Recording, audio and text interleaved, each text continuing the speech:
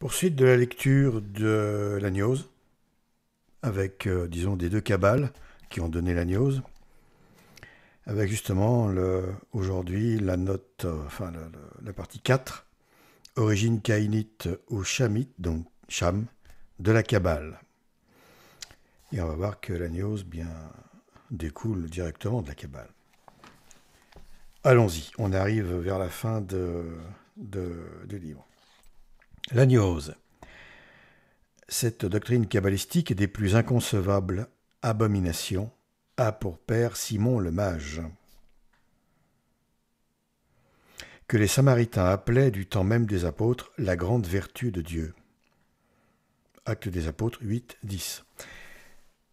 Ouvrez les guillemets, disciple de la Kabbale, Simon était héritier de la doctrine des sabéistes, adorateur des esprits et des dieux astres et serpents. Les premiers dépositaires post-diluviens de la Kabbale furent les fils de Cham, et l'opinion des savants est qu'ils tenaient leur tradition kabbalistique des descendants de Caïn. Nous avons écrit quelques pages sur ce sujet, mais nous nous bornerons pour le moment à citer un simple passage de M. l'abbé Chenel, après avoir rappelé ces deux faits. Que, parmi les principales sectes de gnostiques, la gnose compte les caïnites et les zophites, c'est-à-dire les hérétiques qui tinrent à honneur de porter les noms du serpent et de Caïn, et que Simon le Mage jugea devoir donner à la gnose un fond scientifique et philosophique. Fermez les guillemets. Ici, on est chez M. l'abbé d'Arras, Histoire générale de l'Église, tome 7, page 50-51, écrit en 1866 à Paris.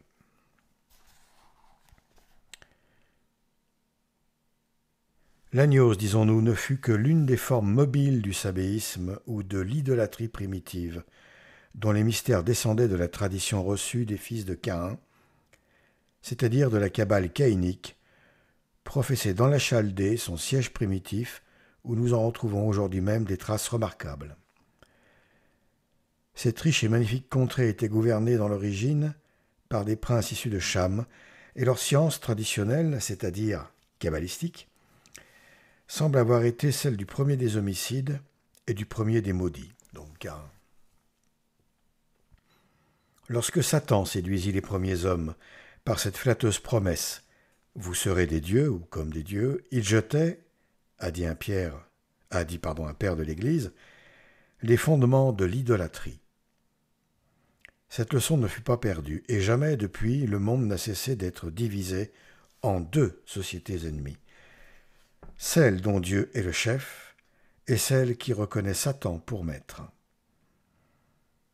La première se compose des enfants de Caïn avant le déluge et des chamites depuis, c'est-à-dire des enfants de Cham que de nombreux savants regardent comme les affiliés des enfants de Caïn. Lorsque les races se confondirent, d'autres noms ont représenté et d'autres peuples ont perpétué cette tradition coupable, en d'autres termes cette Kabbale maudite, de sorte que le culte du mal n'a pas cessé un instant d'avoir des adorateurs. La chaîne kabbalistique ou traditionnelle du catholicisme démoniaque est... Alors là, commentaire catholicisme démoniaque, je ne comprends pas cette façon de parler. Le catholicisme est le catholicisme, c'est-à-dire il est divin. Il ne peut pas être démoniaque. Je vois ce qu'il veut dire, on voit ce qu'il veut dire, mais honnêtement, là, c'est une critique que je porte à l'encontre du chevalier Goujon des Mousseaux. On ne devrait pas parler comme ça. Il n'y a aucun catholicisme démoniaque. Aucun. Ça n'existe pas. Bon. Enfin, la chaîne kabbalistique ou traditionnelle du catholicisme démoniaque devait être en effet de même que celle du catholicisme divin, sans solution de continuité. C'est un oxymore, si vous voulez, de parler comme ça. Voilà. Entre Dieu et le diable, il n'y a pas de point commun. Donc, non, c'est ça. Bon. Enfin bref. Chez les chamites, on aperçoit déjà tous les traits généraux, toutes les formes, toutes les branches de l'idolâtrie telles qu'elles se développa plus tard dans la gentilité. Ce sont le sabéisme et le culte de la nature terrestre. Ça rappelle quelque chose aujourd'hui, tout ça. Hein. Pachamama. ces débilités, là, à dormir debout pour... Franchement, c'est niais, quoi. C'est hyper niais, ces machins-là. Bien sûr que l'homme doit respecter la nature. C'est un geste quotidien, naturel, pour l'homme. Pour un homme normal, évidemment. Si quelqu'un a toujours envie de tout détruire autour de lui, il faut qu'il évite de se faire soigner ou alors aller se pendre. Mais aujourd'hui, bon, bref. Voilà, mais alors donc, Bergoglio, hein,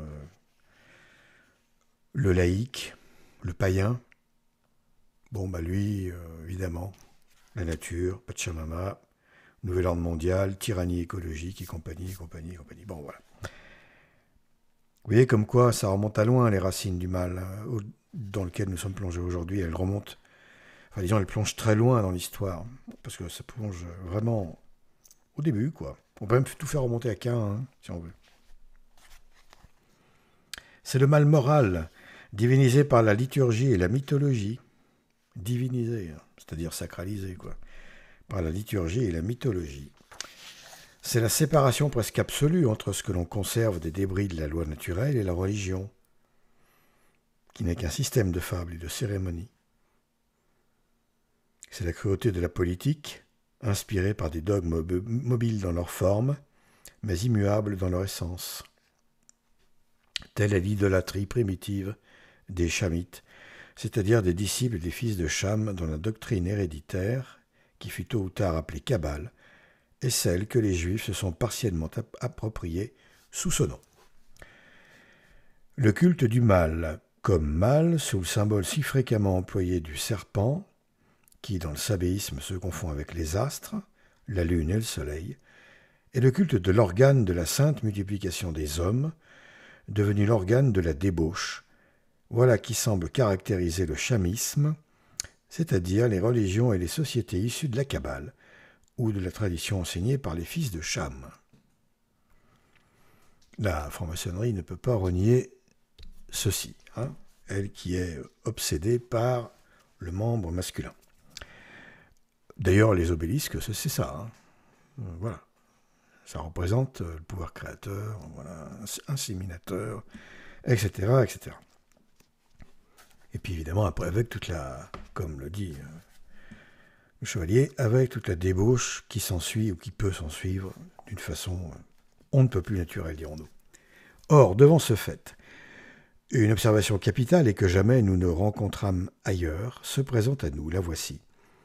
Ces deux choses, le serpent, cause de la malédiction des premiers hommes, après la création du monde, et l'organe, qui faisant de la personne de Noé la risée de son indigne fils, qu'il vit nu donc, devint la cause de la malédiction des hommes après la rénovation du monde par le déluge, ces deux objets de chute, disons-nous, identifiés aux dieux sidéraux ou sabéistes, ainsi que le dieu cosmique donc, ainsi que le témoigne l'histoire des pierres divines nommées Béthil, deviennent les deux objets principaux du culte kabbalistique ou démoniaque.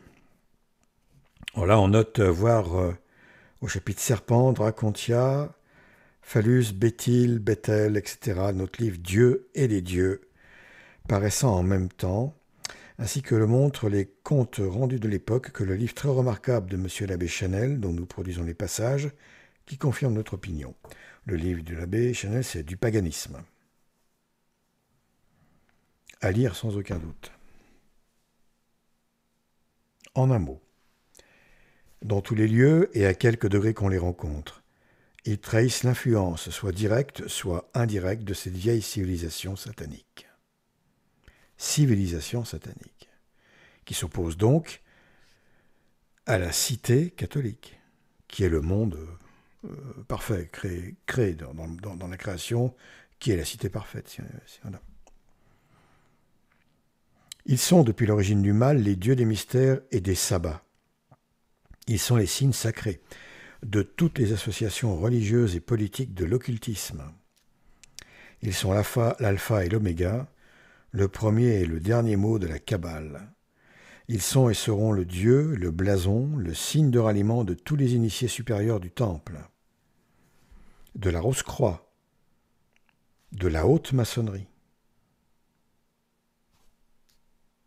Tout naturellement, donc, les Juifs grands maîtres de cette cabale, sont devenus les grands maîtres, les princes secrets de toutes les associations maçonniques qui, nous dit l'adepte Eliphas Lévi, lui doivent leurs secrets et leurs symboles. Que si la Kabbale eut son siège primitif en Chaldée, que si dans Babylone, sa capitale, la tour de Babel consacrée à ses dieux, le serpent et le soleil se dressa sur le lieu élevé qui portait le nom de demeure des démons, ces faits qui nous rappellent les origines de la Kabbale prêteront quelque intérêt aux associations primordiales et kabbalistiques dont la Chaldée fut le berceau et dont nous allons voir qu'elle est restée l'un des centres. Cinquième note, chaldéens, astrologues kabbalistes ou sabéistes, anciens et modernes. École publique d'astrologie, Nostradamus, Paraclèse, etc. Nous lisons dans Dollinger. L'astrologie, la plus tenace des infirmités de l'esprit humain, l'astrologie, pas nomie, la plus tenace des infirmités de l'esprit humain, avait acquis une grande vogue par suite du contact ou la conquête d'Alexandre mit les Chaldéens avec les provinces de l'Occident. Ces hommes trouvèrent un appui dans la philosophie stoïcienne qui, en partant du principe de l'identité substantielle de Dieu et de la nature, en était venus à regarder les astres comme éminemment divins et plaçaient le gouvernement divin du monde dans le cours immuable des globes célestes. Le ciel, avec ses étoiles et surtout ses planètes, était un livre où les initiés pouvaient lire avec fidélité les destinées des hommes. La science des Chaldéens, qui déchiffrait ces caractères divins, était d'autant moins mise en doute qu'ils assuraient les avoir étudiés depuis 473 000 ans. Bon, c'est une date évidemment débile, absurde. L'Adam a été créé il y a plus de 6 000 ans. Du temps d'Alexandre, les mathématiciens, les génétliaques, les généalogistes j'imagine, les astrologues des écoles chaldéennes et alexandro-égyptiennes étaient répandus en Asie, en Grèce et en Italie. Ils enseignaient de concert qu'une vertu secrète descend sans interruption sur la terre, qu'une sympathie intime existe entre les planètes, les corps célestes et la terre, avec les êtres qui y vivent. Là, on peut tout à fait faire le parallèle avec la gravité, la gravitation universelle, qui est une... Dieu a créé l'univers avec cette gravitation. C'est une traduction de l'amour sur le plan physique, matériel. L'attirance. On sait que les arbres, par exemple, vivent beaucoup plus longtemps et en bien meilleure santé s'ils sont entourés d'autres arbres que s'ils sont seuls, isolés. Les choses humaines dépendent absolument des astres. Les planètes surtout. Alors ça, c'est toutes des citations. C'est Dollinger. Les choses humaines. Voilà. Les planètes surtout président aux destinées de l'homme et exercent sur sa naissance, sa vie et sa mort une action décisive. Les unes, Jupiter et Vénus, sont bienfaisantes. Leurs propriétés se tempèrent, se modifient par suite de leur position et de leurs aspects divers.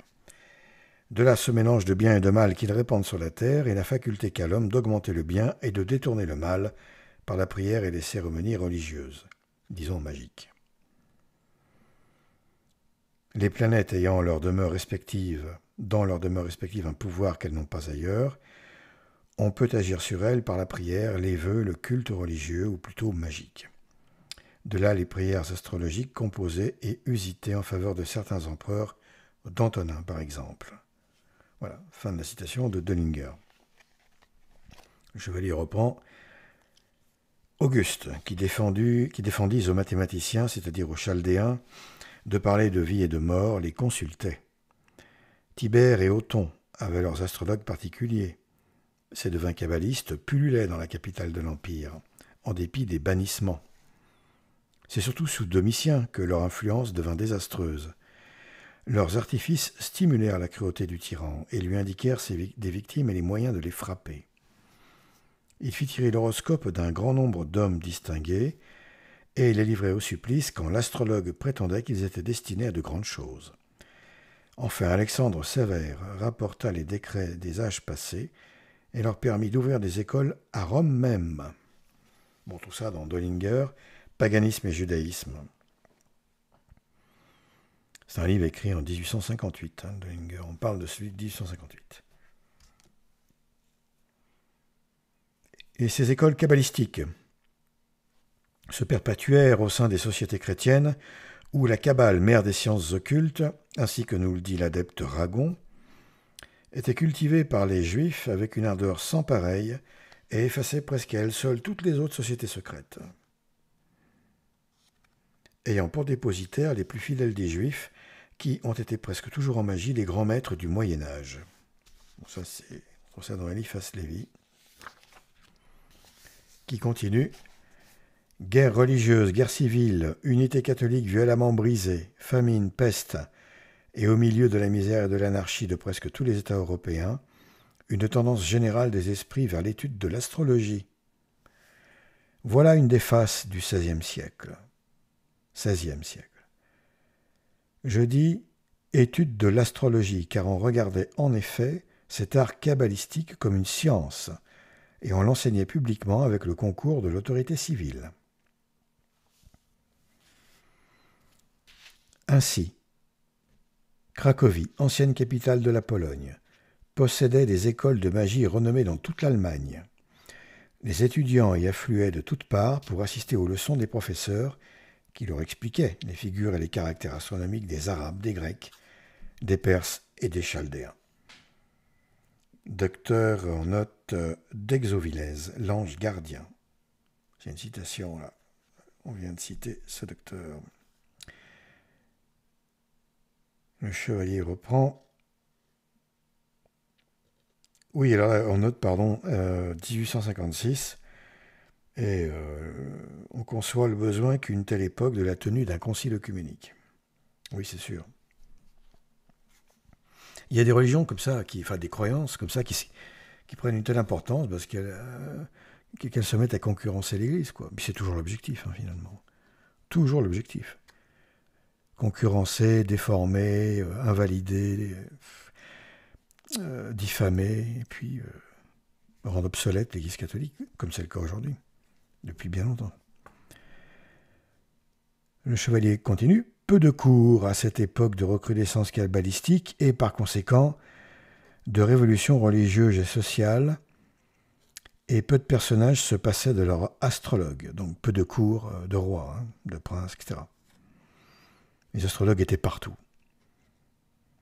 Ces charlatans, ou pour nous exprimer avec plus de justesse, ces sectaires, foisonnaient en France à l'époque de la Renaissance, comme par hasard. Et lorsque nous visitâmes le château si pittoresque de Chenonceau, on nous fit observer une chambre qui lie le souvenir de Catherine de Médicis à ses sacrilèges pratiques. Alors, c'est CES, les pratiques de kabbalistes, astrologues et compagnie. Les dames de sa cour appelaient ces kabbalistes, c'est-à-dire ces juifs ou ces élèves des juifs, leurs barons. Dénomination remarquable, car ce mot qui n'était point alors devenu, comme depuis un vrai titre, ne désignait guère encore que l'antique et haute noblesse, la noblesse de race et primordiale du royaume, ainsi que nous le lisons dans Ducange. Transcrivons à ce propos un passage de Del Rio, trop intéressant pour l'omettre. Bon, c'est en latin, je ne vais pas le lire. C'est long en plus. Il importe de signaler le célèbre Nostradamus entre ses astrologues, ou sinon parlons le langage de Rome du temps des empereurs, entre ses chaldéens ou ses mathématiciens. On leur donnait ce dernier nom à cause de l'usage kabbalistique des nombres, c'est pour ça qu'on les appelait les mathématiciens, et de l'observation divinatoire des astres auxquels ces divinateurs se livraient. Donc Nostradamus, kabbaliste insigne, recherchait des rois, protégé par Catherine de Médicis, né en 1503, mort en 1566, d'origine judaïque, et dont les ancêtres étaient mathématiciens et médecins, ainsi qu'un nombre considérable de juifs savants, a écrit, sous le titre de Centurise, des prédictions qui traversent les siècles et dépassent l'époque actuelle.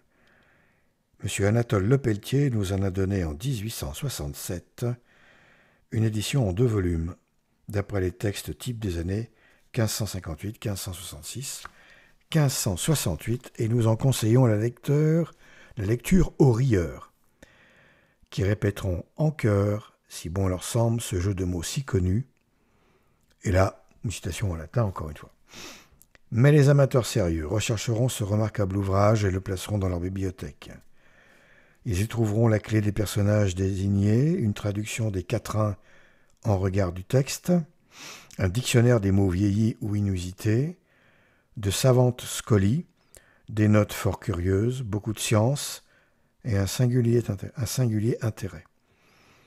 Les prédictions accomplies sont quelquefois saisissantes et, disons mieux, déconcertantes. L'auteur, que nous n'avions point l'honneur de connaître, eut la bonté, en nous offrant son ouvrage, de nous expliquer un certain nombre de quatrains, surtout de ceux qui regardent l'avenir, et auxquels il serait imprudent de donner une explication publique. Nous admirâmes son obligeance, sa modestie et sa pénétration. Ajoutons à ces louanges, et pour en prouver la sincérité, que nous ne saurions partager certaines opinions que l'auteur admet dans un autre ouvrage de la même date, et dont notre livre des médiateurs et moyens de la magie a combattu quelques-unes par anticipation. Un mot du kabbaliste Eliphas Lévi résume, dans un triste éloge, la vertu de la Kabbale et la puissance des astrologues kabbalistes. Donc voilà cette citation. Paraclès a peut-être été le dernier des grands astrologues pratiques. Il guérissait les malades par des talismans formés sous les influences astrales et reconnaissait sur tous les corps la marque de leur étoile dominante. Bon voilà, pour qui sait lire, il guérissait, on va traduire, il guérissait les malades par des talismans formés sous les influences démoniaques et reconnaissait sur tous les corps la marque de Satan, ou Lucifer, l'étoile dominante. C'était là, selon lui, la vraie médecine universelle, la science absolue de la nature, perdue par la faute des hommes et retrouvée par un petit nombre d'initiés. À combien Dupuis se trompait lorsqu'il croyait toutes les religions issues seulement de l'astronomie. J'ai bien dit. C'est au contraire l'astronomie qui est née de l'astrologie. Et l'astrologie primitive, qui est l'idolâtrie sabéiste, est une des branches de la Sainte Kabbale, la science des sciences et la religion des religions. C'est toujours Eliphas Lévi qui parle, hein, bien entendu. Hein. La Sainte Kabbale, oui, c'est encore un oxymore. Hein. La diabolique Kabbale, et puis c'est tout. Sauf si on parle de la première, celle qui contenait la connaissance primitive, primordiale, donnée à Adam et Ève. Mais qui a été tout de suite, après le péché originel, suivie par une autre Kabbale, qui est celle de Caïn, on va dire, et qui est la doctrine du diable, quoi, donnée aussi à l'homme, et qui va marcher en parallèle pour éprouver la vérité, tout au long de l'histoire humaine jusqu'à aujourd'hui, où elle est éprouvée de la façon la plus incroyable, la plus dingue, sans doute la plus féroce depuis que l'homme est sur la Terre, je ne sais pas, mais en tout cas ça y ressemble, parce que dire la vérité aujourd'hui, c'est s'isoler, être persécuté, enfin voilà, on connaît la suite. Nous savons tous que le monde déteste une chose, c'est la vérité, c'est ce qu'il déteste le plus. Fin de la citation, donc. Le chevalier reprend, « Il ne manqua malheureusement pas de chrétiens, aussi entichés que les juifs, leur maître en faveur de ces moyens d'opérer des merveilles. Ces naïfs kabbalistes s'étonnaient de nous voir perdre, par notre insouciance et par la paresse des théologiens, les grandes et merveilleuses lumières que versent et prodiguent leur science. Chacun de nous, à les entendre, devrait se hâter de tout quitter et de tout vendre pour acquérir cette perle de haut prix. Avec quelle rapidité se convertiraient les impies si la Kabbale leur découvrait ses infinies perfections. Si, par exemple, les mystères que renferment chaque mot et chaque lettre de l'oraison dominicale leur révélaient les 7 périodes de l'Église, son sort, ses révolutions, en un mot, tous les séphirotes, toutes les splendeurs divines contenues dans cette même oraison qu'ils récitent chaque jour, sans en comprendre ni le sens ni les merveilles.